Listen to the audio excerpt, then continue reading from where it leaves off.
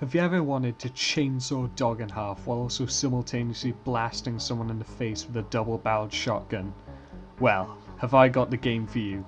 Hey guys, Downey here. Today we're going to be discussing one of my favourite games of all time, Hotline Miami 2, The Wrong Number. Why? Because this video is hopefully going to be uploaded on its 5th birthday and I fucking love it. Now I know some of you may be asking, But Dolphin, I've read several strongly worded Reddit posts about why the first game is superior. Why aren't you talking about that one instead? well, in all honesty I can't really get much substance for a script in a game I can beat under an hour. Do you want proof? Here. Enough on that though, let's get to the sequel. The game's so good you legally cannot own it in Australia. However, when interviewed about it, the dev said, fuck you, just pirate it anyway. And then when a really crap torrent was released, the devs themselves patched it so that people weren't playing an inferior version of the game. Story. The lore behind the series is actually quite interesting. It's set in an alternate scenario wherein the USSR outright wins the Cold War through a full-scale invasion of Hawaii, then nuking San Francisco and forcing the US to agree to peace terms. This leads to formations of huge Russian gangs through the mass immigration of them. This leads to the formation of 50 Blessings, an organisation focused on driving out Russian crime and increasing racial tensions, aka the people on the phone in the first game. The story proper in The Wrong Number focuses mostly on the people impacted by goings on in the first game, almost all of which fall somewhere different morally, some being good and others just being outwardly psychotic. There are obsessive fans who almost worship Jacket, a sociopathic filmmaker starring in a movie about the first game, to an autistic writer who wants to write an erotic fanfiction about Jacket, to the point where his wife leaves and takes his son. Then, there's also the best character in the game, Manny Pardo, a spurgy detective who obsesses over the attention Jacket garnered and is now living a double life as a serial killer he calls the Miami Mutilator to try and garner the same infamy. Trouble is, Miami's now that much of a shithole that nobody cares and even the fans are outdoing him, so in a fit of tartar rage he murders the final member of the fans for stealing a spotlight. Other characters include Jake, a fat inbred who is one of the only characters to find out what 50 Blessings are, but then tells them that he knows and gets killed for doing so. Richter, the guy who put Jacket into a coma in the first game, is also given a story, and he's one of the few characters who I consider to be good morally. His story is focused on him being coerced into what he did to protect his mother. Finally, there are the son of the mafia boss in the first game trying to retake Miami's underground scene from the Colombian gangs who took over after most of the Russian ones were killed, his top henchman who wants out of the gang lifestyle, and Beard, the guy from the first game who would show up between levels. You also find out that Beard and Jacket were in Hawaii together at war. Most of these characters are visited by the spectre of Richard, sort of a visage of death throughout the game, warning most of them that the path they're going on will end in their death. Most of the time these warnings fall on deaf ears, making every character's outcome even harsher as you know they could have easily been stopped. Some of my other favourite story beats include Level Release, where Richter, desperate to escape prison, takes advantage of a riot by stealing a guard's uniform and then killing everyone else in the prison to ensure no one recognises him when he escapes with the SWAT team, as well as the final level chronologically Death Wish, where the fans storm the Russian headquarters but slowly vanish. Then, in the last level, Apocalypse, you get to see the other half, where the son trips out on their new product and murders them all in his high, before committing suicide accidentally. The non-linear storytelling and diverging plot lines means that on the first playthrough, keeping track of the story might be a bit hard.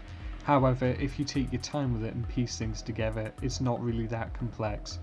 Both games also really like to divide their story up into chapters, making it very clearly set out in its structure, as well as both games having really cool level select screens. The first game showing a neon silhouette of the level, and the second game having custom VHS tapes for every level are both really good visual choices.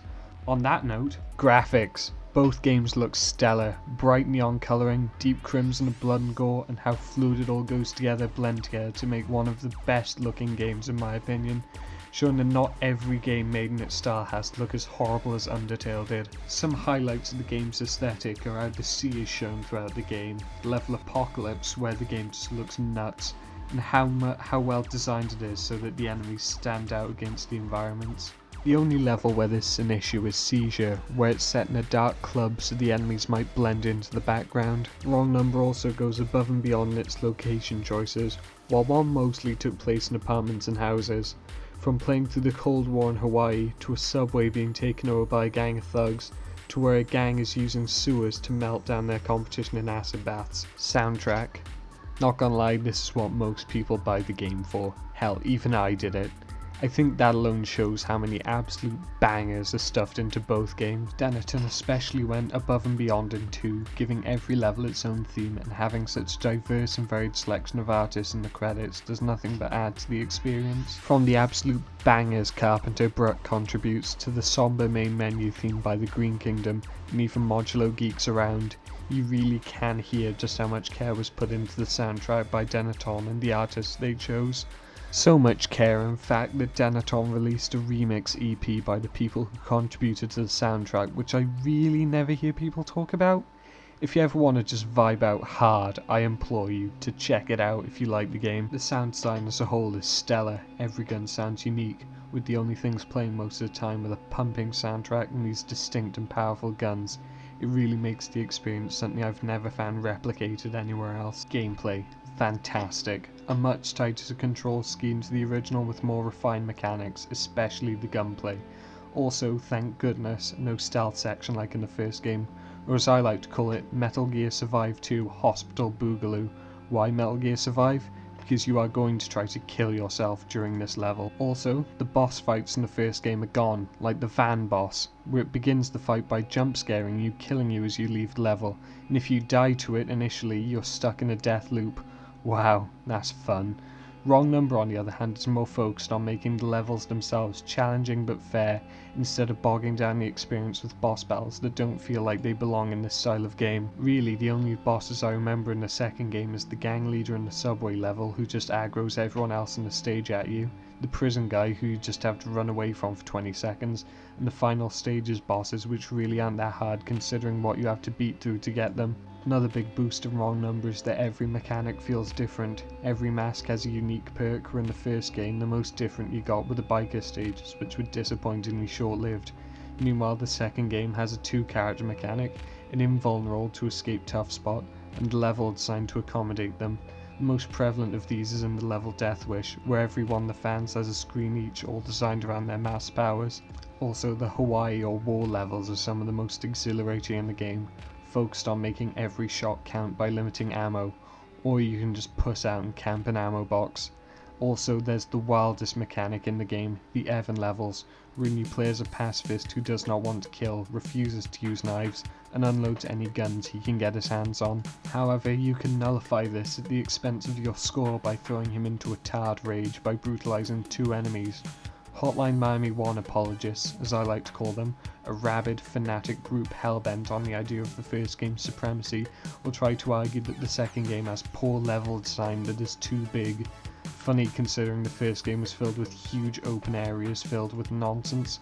If you ever encounter a Hotline Miami 1 sympathizer, do not converse. They are a subversive group. Instead, steal their Alzheimer's medication and leave them be to go insane on their own. Trust me, you're doing them a favour too. The other main issue in Hotline Miami 2's level design that I hear complained about is the abundance of windows, which I would agree with when discussing the hard mode. However, on normal difficulty they're not really that much of an issue. It's a window, mate, you can shoot through it too. The first game's map design swayed between too close where enemies would actually get behind the barrel of your gun, making them useless in a close quarters situation, or so far away that partnered with the AI's increased range, guns are required and baiting them is impossible. Compared to Wrong Number, where while most levels are bigger, they're never really that open and without cover that you can be killed by ridiculous off-screen enemies. Also, by about the halfway point, the use of your shift key ought to be constant and second nature.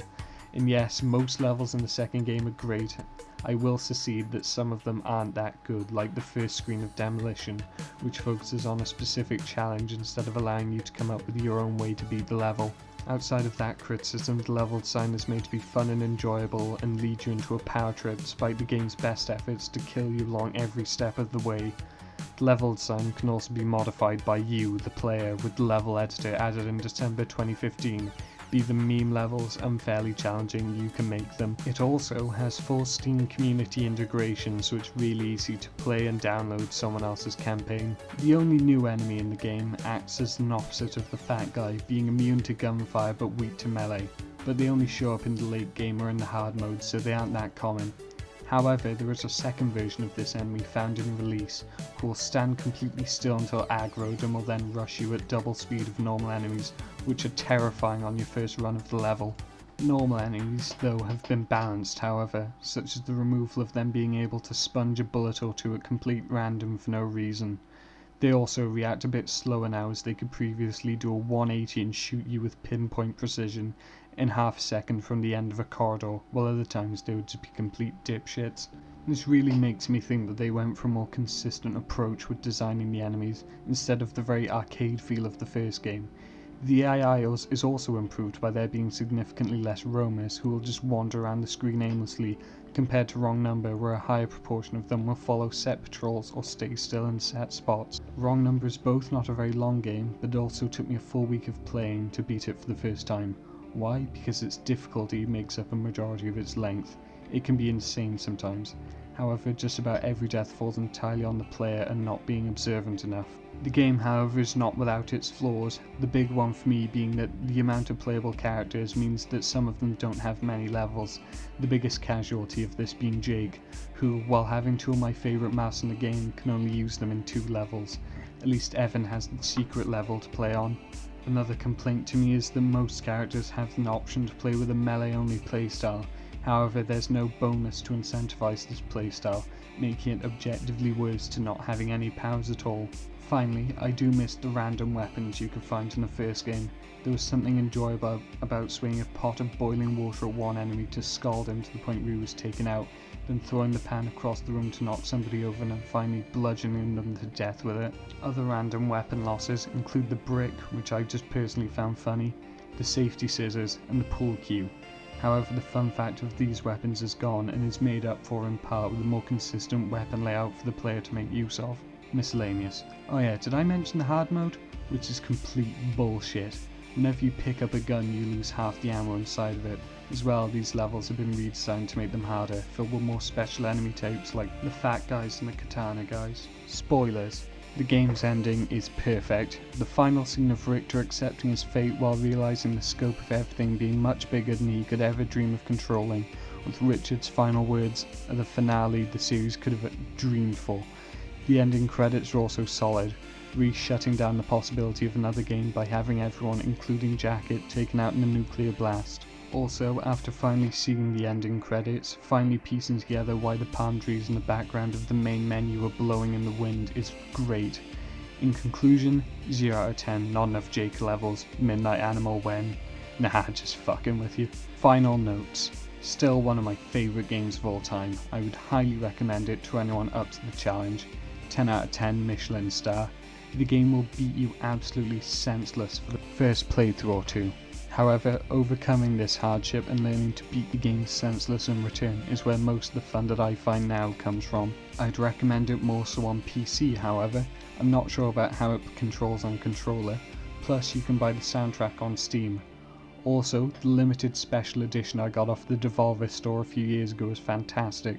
Not sure if Denetton themselves had much to do with this, but it's great. Came with physical editions of the comics, the soundtrack on cassette, and a DVD filled with behind the scenes interviews and trailers, and both games fully on CD, not just Steam exe files. Thank you for watching so far, and huge thanks to Jonathan Soderstrom and Dennis Whedon, the people who made the game.